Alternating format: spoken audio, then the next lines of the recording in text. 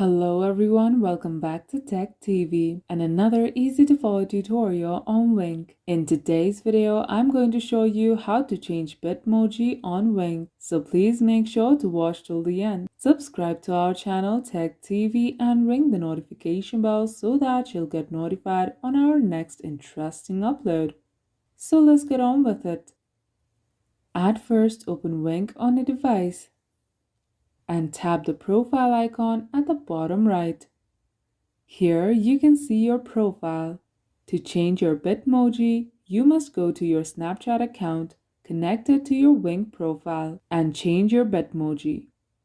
Whereas on Wink, you can change your profile picture and add new photos. To do so, tap Edit Profile. Here, tap the plus sign to add your pictures. Once the pictures have been uploaded, press and hold any picture and swipe to change your profile picture. Finally, tap the eye at the top right to preview your profile.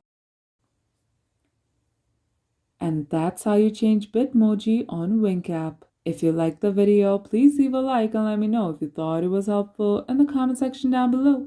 Thank you for watching, and I'll be back with more interesting tutorials soon. Until next time.